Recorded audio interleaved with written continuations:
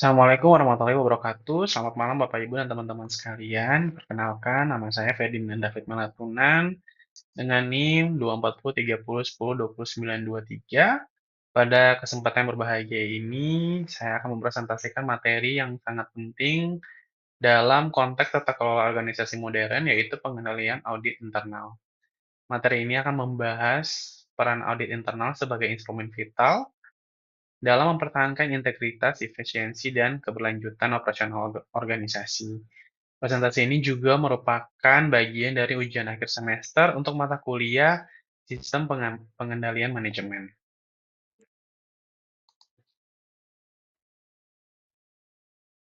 Untuk memulai presentasi ini, mari kita pahami terlebih dahulu konteks dan latar belakang mengapa audit internal menjadi begitu penting di era modern ini. Di era globalisasi yang kita alami saat ini, organisasi baik sektor publik maupun swasta menghadapi tantangan yang semakin kompleks dan dinamis. Perubahan teknologi yang sangat cepat, persaingan bisnis yang ketat, regulasi yang terus berkembang, serta ekspektasi stakeholder yang semakin tinggi, menciptakan lingkungan operasional yang penuh ketidakpastian. Dalam konteks ini, tuntutan akan transparansi dan penerapan good corporate governance atau tata kelola perusahaan yang baik semakin meningkat. Para stakeholder, mulai dari pemegang saham, regulator, hingga masyarakat luas, menuntut organisasi beroperasi dengan prinsip akuntabilitas, transparansi, dan integritas yang tinggi.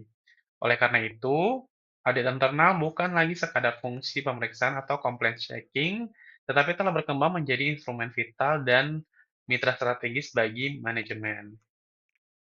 Audit internal berperan aktif dalam meningkatkan nilai tambah organisasi, mengidentifikasi peluang perbaikan sekaligus mengurangi berbagai risiko yang dapat mengancam tujuan pencapaian tujuan organisasi. Sekarang mari kita definisikan dengan jelas apa yang dimaksud dengan audit internal. Jadi audit internal adalah suatu proses penilaian bersifat independen dan objektif. Independen artinya audit internal dilakukan tanpa intervensi atau pengaruh dari pihak yang diaudit, sehingga dapat memberikan pandangan yang tidak bias. Objektif berarti penilaian dilakukan berdasarkan fakta dan bukti, bukan berdasarkan opini atau kepentingan subjektif. Tujuan utama dari audit internal adalah untuk meningkatkan kemampuan operasi organisasi dan memberikan nilai tambah bagi perusahaan secara keseluruhan. Secara spesifik, audit internal berfokus pada 3 pilar utama, yaitu pertama, evaluasi sistematis terhadap manajemen risiko. Audit internal mengidentifikasi, menganalisis, dan mengevaluasi risiko-risiko yang dihadapi organisasi, apakah itu risiko operasional, finansial, kepatuhan, maupun reputasi. Kedua, penilaian efektivitas sistem pengendalian. Audit internal menguji apakah kontrol-kontrol yang telah ditetapkan organisasi berjalan dengan efektif dan mampu mencegah atau mendeteksi masalah sebelum menjadi lebih besar. Ketiga, peningkatan proses tata kelola organisasi. Audit internal memberikan rekomendasi untuk memperbaiki proses bisnis, meningkatkan efisiensi, dan memperkuat struktur tata kelola secara keseluruhan. Fungsi audit internal sangat beragam dan komprehensif. Mari kita bahas 4 fungsi utama. Yang pertama yaitu memastikan pengeluaran biaya dilakukan secara wajar. Audit internal memeriksa apakah setiap pengeluaran organisasi telah sesuai dengan anggaran yang ditetapkan, memiliki justifikasi yang jelas, dan dilakukan dengan prinsip value for money.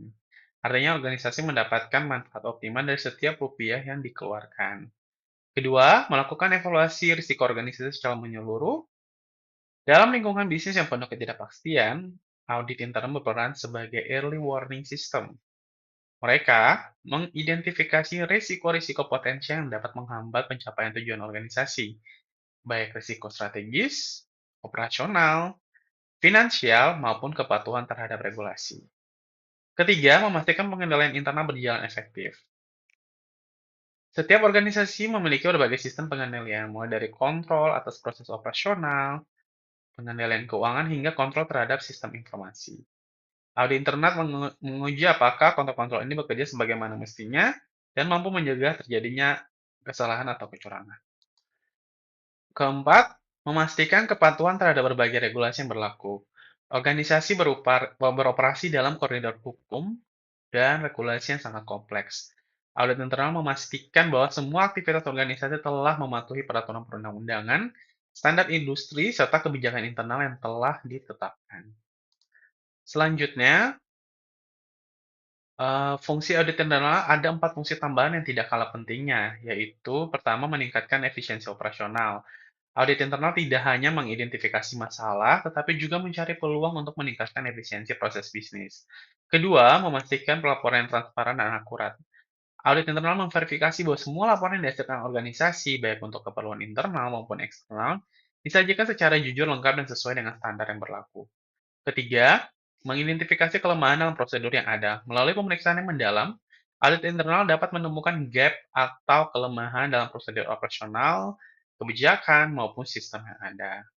Identifikasi dini ini sangat penting untuk mencegah masalah yang lebih besar di kemudian hari. Keempat, memberikan rekomendasi perbaikan yang konstruktif. Audit internal tidak berhenti pada identifikasi masalah saja, tetapi juga memberikan solusi praktis dan rekomendasi yang dapat diimplementasikan untuk perbaikan berkelanjutan. Selanjutnya, sekarang mari kita beralih ke konsep yang sangat fundamental dalam audit internal, yaitu sistem pengendalian internal atau yang sering disingkat SPI. Sistem pengendalian internal adalah seperangkat kebijakan, prosedur, dan mekanisme yang dirancang secara sistematis untuk membantu organisasi mencapai tujuannya. SPI ini mencakup struktur organisasi, metode kerja, pembagian wewenang, dan tanggung jawab serta berbagai kontrol yang diterapkan di seluruh tingkatan organisasi. Ada 3 tujuan krusial dari sistem pengendalian internal. Yang pertama, memastikan keakuratan pelaporan keuangan. Dalam konteks ini, SPI dirancang untuk memastikan bahwa semua transaksi dicatat dengan benar, tepat waktu, dan sesuai dengan prinsip akuntansi yang berlaku. Kedua, memastikan kepatuhan terhadap regulasi dan meningkatkan efisiensi operasional. SPI membantu organisasi untuk mematuhi berbagai peraturan yang berlaku, baik yang bersifat eksternal seperti regulasi pemerintah, maupun internal seperti kebijakan perusahaan. Ketiga, menjaga keamanan aset organisasi dari penyalahgunaan. Aset organisasi, baik yang bersifat fisik seperti peralatan dan inventory, maupun non-fisik seperti data dan reputasi, harus dilindungi dari risiko pencurian, penyalahgunaan, atau kerusakan. SPI menyediakan safeguard atau pengamanan yang diperlukan untuk melindungi aset-aset berharga ini. Masuk ke slide berikutnya, kita akan membahas tentang 5 komponen COSO atau Committee of Sponsoring Organization of Tradeway Commissions. Dalam praktiknya, pengendalian internal yang efektif mengacu pada kerangka kerja yang telah diakui secara internasional, yaitu kerangka Committee of Sponsoring Organization of the Tradeway Commissions atau yang biasa disingkat dengan COSO. Kerangka ini mengidentifikasi 5 komponen utama pengendalian internal yang saling terkait dan harus berjalan secara terintegrasi. Komponen pertama adalah lingkungan pengendalian. Ini adalah fondasi dari seluruh sistem pengendalian internal. Lingkungan pengendalian mencakup tone at the top, bagaimana pimpinan organisasi menunjukkan komitmen terhadap integritas dan nilai-nilai etika. Ini juga mencakup struktur organisasi, pembagian wewenang dan tanggung jawab, serta kebijakan sumber daya manusia seperti rekrutmen, pelatihan, dan evaluasi kinerja. Komponen kedua adalah penilaian risiko. Organisasi harus secara proaktif mengidentifikasi dan menganalisis risiko-risiko yang dapat menghalangi pencapaian tujuan. Penilaian risiko ini harus dilakukan secara berkala dan mencakup risiko yang berasal dari faktor internal maupun eksternal. Komponen ketiga adalah aktivitas pengendalian. Ini adalah kebijakan dan prosedur spesifik yang diterapkan untuk memastikan bahwa arahan manajemen dilaksanakan dengan baik. Aktivitas pengendalian meliputi otorisasi transaksi, pemisahan tugas, verifikasi dan rekonsiliasi, pengendalian fisik atas aset, serta review kinerja secara berkala. Kemudian komponen yang keempat adalah informasi dan komunikasi. Informasi yang relevan harus diidentifikasi, dikumpulkan, dan dikomunikasikan dalam bentuk dan waktu yang tepat sehingga memungkinkan setiap orang melaksanakan tanggung jawabnya dengan baik. Komunikasi harus berjalan efektif, baik secara vertikal, dari atas ke bawah dan sebaliknya, maupun horizontal antar unit. Dan yang terakhir, yang kelima adalah kegiatan pemantauan. Sistem pengendalian internal harus dipantau secara berkelanjutan untuk memastikan bahwa kontrol-kontrol yang ada masih berfungsi dengan baik. Pemantauan dapat dilakukan melalui evaluasi terpisah seperti audit internal maupun melalui aktivitas pemantauan yang terintegrasi dalam operasional sehari-hari. Pemahaman yang mendalam terhadap sistem pengendalian internal memberikan manfaat yang sangat signifikan, khususnya bagi auditor internal maupun manajemen organisasi. Mari kita bahas 4 manfaat utama. Yang pertama yaitu memungkinkan penyusunan strategi audit yang lebih efektif. Dengan memahami struktur dan komponen SPI, auditor dapat merencanakan pendekatan audit yang lebih fokus dan efisien. Mereka dapat mengidentifikasi area-area kritis yang memerlukan perhatian lebih, serta menentukan sumber daya audit yang diperlukan secara lebih akurat.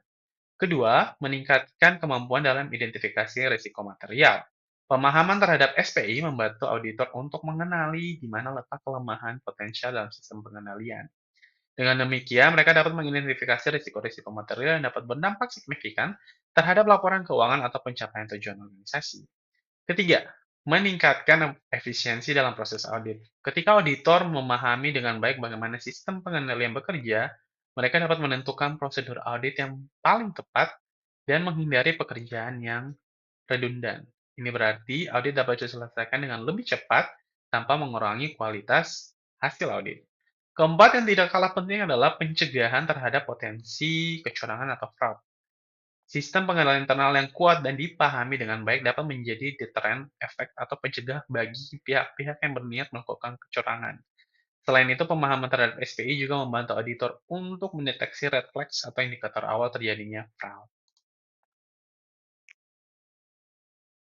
Setelah kita memahami konsep audit internal dan pengendalian internal secara terpisah, sekarang mari kita lihat bagaimana kedua elemen ini saling terkait dan bekerja secara sinergis. Audit internal dan pengenalan internal memiliki hubungan yang sangat erat dan saling mendukung dalam mencapai tujuan organisasi. Hubungan ini bersifat komplementer, keduanya saling melengkapi dan memperkuat satu sama lain. Peran pertama audit internal adalah melakukan pengujian terhadap efektivitas sistem pengendalian yang ada. Audit internal tidak hanya memeriksa apakah pengendalian sudah diterapkan, tetapi juga menguji apakah pengendalian tersebut berjalan efektif dalam menjaga atau mendeteksi kesalahan dan kecurangan. Mereka melakukan testing baik secara substansis maupun compliance untuk memastikan bahwa kontrol objektif tercapai. Peran kedua adalah memberikan rekomendasi perbaikan untuk memperkuat pengendalian tersebut. Berdasarkan hasil pengujian, audit internal memberikan insight dan saran konstruktif kepada manajemen mengenai bagaimana sistem pengendalian dapat diperbaiki atau ditingkatkan. Rekomendasi ini dapat berupa perbaikan prosedur, penambahan kontrol baru, atau bahkan penyederhanaan proses yang terlalu kompleks.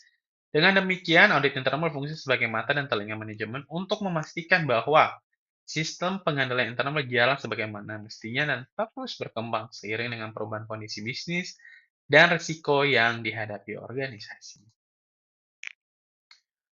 Untuk menjalankan perannya secara efektif, audit internal memiliki serangkaian tugas dan tanggung jawab yang harus dilaksanakan secara profesional dan sistematis.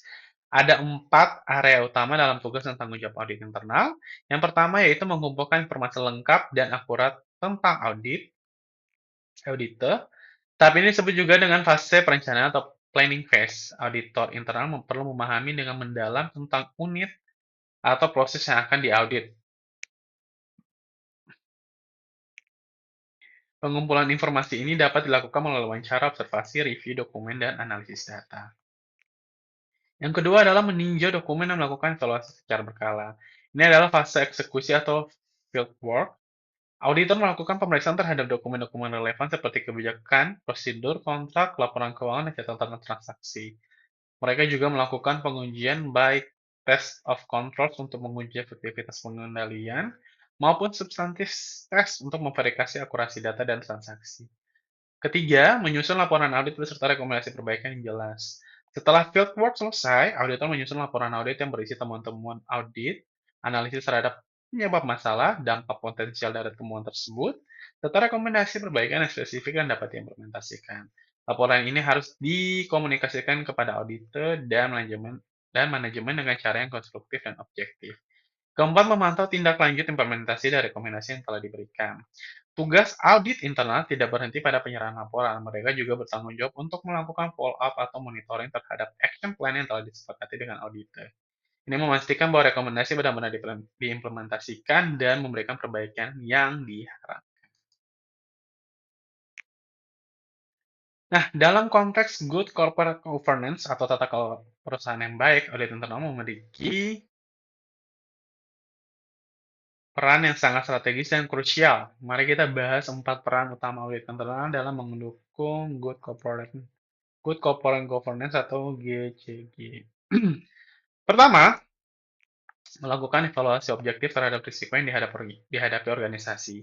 Audit internal berperan sebagai assurance provider yang independen. Mereka memberikan keyakinan kepada board of directors dan komite audit bahwa risiko-risiko utama organisasi telah diidentifikasi, dikelola, dan diidentifikasi dengan baik.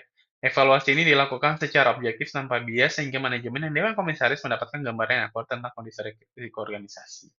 Kedua, memastikan transparansi dan akuntabilitas dalam setiap proses bisnis. Salah satu pilar GCG adalah transparansi. Organisasi harus beroperasi secara terbuka dan dapat dipertanggungjawabkan. Mereka juga memastikan bahwa setiap pejabat dan karyawan memahami dan melaksanakan tanggung jawabnya sesuai dengan wewenang yang diberikan. Ketiga, menjaga kepatuhan terhadap seluruh regulasi yang berlaku. Dalam lingkungan regulasi yang semakin ketat, organisasi harus memastikan compliance terhadap berbagai peraturan, mulai dari regulasi keuangan, perpajakan, lingkungan ketenagakerjaan, hingga perlindungan data. Kemudian yang terakhir, yang keempat, yaitu membangun budaya sadar risiko di seluruh tingkat organisasi. Audit internal tidak hanya melakukan assurance, tetapi juga berperan sebagai trusted advisor yang membantu organisasi untuk meningkatkan risk awareness. Selanjutnya adalah, mari kita bahas tentang tantangan di tahun 2026. Jadi memasuki tahun 2026, audit internal menghadapi berbagai tantangan baru yang semakin kompleks dan memerlukan adaptasi yang cepat. Mari kita identifikasi 4 tantangan utama yang perlu diantisipasi. Yang pertama, ketegangan geopolitik yang mempengaruhi operasi bisnis. Konflik antar negara, ketegangan perdagangan internasional, dan perubahan kebijakan politik dapat berdampak langsung pada supply chain, akses pasar, dan stabilitas operasional organisasi. Audit internal perlu memahami implikasi dari dinamika geopolitik ini dan mengevaluasi kesiapan organisasi dalam menghadapi berbagai skenario. Kedua, ketidakpastian ekonomi global. Fluktuasi nilai tukar, inflasi, perubahan suku bunga, dan potensi resesi ekonomi menciptakan ketidakpastian yang tinggi. Audit internal harus mampu mengevaluasi ketahanan finansial organisasi, stress testing terhadap berbagai asumsi ekonomi, serta kecukupan strategi hedging dan mitigasi risiko finansial. Ketiga, ancaman keamanan cyber terus meningkat. Dengan semakin digitalisasinya proses bisnis organisasi menjadi lebih rentan terhadap serangan cyber. Ransomware, phishing, DDoS attacks, dan berbagai bentuk cyber threats lainnya dapat melumpuhkan operasional dan merusak reputasi organisasi. Audit internal perlu memiliki kompetensi dalam IT audit dan cyber security untuk dapat mengevaluasi kecukupan kontrol keamanan informasi. Keempat, risiko serangan dan kebocoran data yang dapat merugikan organisasi secara material. Data breach tidak hanya mengakibatkan kerugian finansial secara langsung, tetapi juga dapat merusak kepercayaan pelanggan, melanggar regulasi perlindungan data seperti GDPR, dan mengakibatkan sanksi hukum yang berat. Audit internal harus memastikan bahwa organisasi memiliki data governance yang kuat, enkripsi data yang memadai, serta incident response plan yang telah diuji. Setelah kita membahas secara komprehensif mengenai audit internal dan pengendalian internal, mari kita simpulkan 4 poin penting yang menjadi inti dari presentasi ini. Yang pertama, audit internal adalah fungsi penilaian independen yang sangat vital bagi keberlangsungan dan kesuksesan organisasi. Audit internal bukan hanya sekedar fungsi administratif atau compliance, tetapi merupakan mitra strategis bagi manajemen dalam mencapai tujuan organisasi, mengelola risiko, dan menciptakan nilai tambah. Kedua, sistem pengenalan internal dengan kerangka COSO terdiri dari 5 komponen utama yang saling terkait. Kelima komponen lingkungan pengendalian, pengendalian risiko, aktivitas pengendalian, informasi dan komunikasi, serta kegiatan pemantauan harus bekerja secara terintegrasi untuk menciptakan sistem pengendalian dan efektif dan berkelanjutan. Ketiga, hubungan antara audit internal dan pengendalian internal bersifat saling mendukung dan komplementer. Audit internal menguji efektivitas pengendalian internal, sementara pengendalian internal yang kuat memudahkan pekerjaan audit internal. Keduanya bekerja dalam siklus continuous improvement untuk terus meningkatkan tata kelola organisasi. Keempat, integrasi prinsip good corporate governance dengan pendekatan berbasis risiko adalah hal yang esensial. Organisasi modern harus menghadapi risk-based approach dalam seluruh aktivitas bisnisnya dan memastikan bahwa prinsip-prinsip GCG, transparansi, akuntabilitas, responsibilitas, independensi, dan fairness tertanam dalam budaya organisasi. Berdasarkan seluruh pembahasan yang telah kita lalui, saya ingin menyampaikan 4 rekomendasi strategis yang dapat diimplementasikan untuk memperkuat fungsi audit internal dan pengendalian internal di organisasi. Yang pertama, perkuat kompetensi auditor internal melalui pelatihan dan pengembangan berkelanjutan. Auditor internal harus terus meningkatkan pengetahuan dan ketepatan seiring dengan perubahan lingkungan bisnis. Kemudian yang kedua, terapkan sistem pengenalan internal berbasis kerangka COSO secara konsisten dan menyeluruh. Adopsi kerangka COSO harus dilakukan secara holistik, tidak parsial. Setiap komponen harus dirancang, diimplementasikan, dan dipantau dengan baik. Organisasi juga perlu melakukan periodic assessment untuk memastikan bahwa sistem pengenalan tetap relevan dengan perubahan bisnis dan risiko yang dihadapi. Ketiga, tingkatkan koordinasi yang erat antar unit dalam organisasi. Audit internal tidak bekerja dalam silo, melainkan harus berkolaborasi dengan berbagai unit seperti risk management, compliance, legal, IT, dan unit operasional lainnya. Koordinasi yang baik menciptakan three lines of defense yang efektif dan memastikan tidak ada gap dalam pengelolaan risiko organisasi. Keempat, dan yang terakhir yaitu adopsi pendekatan risk-based approach dalam setiap aktivitas audit. Sumber daya audit yang terbatas harus dialokasikan secara optimal ke area-area yang memiliki risiko tertinggi dengan pendekatan berbasis risiko. Audit internal dapat memberikan value yang lebih besar kepada organisasi dengan fokus pada hal-hal yang paling material dan strategis. Demikian presentasi saya mengenai pengendalian audit internal. Saya berharap materi yang telah saya sampaikan dapat memberikan pemahaman yang lebih mendalam tentang pentingnya audit internal dalam mendukung tata kelola organisasi yang baik, efektif, dan berkelanjutan. Terima kasih atas perhatiannya Bapak, Ibu, dan teman-teman sekalian. Selamat malam. Assalamualaikum warahmatullahi wabarakatuh.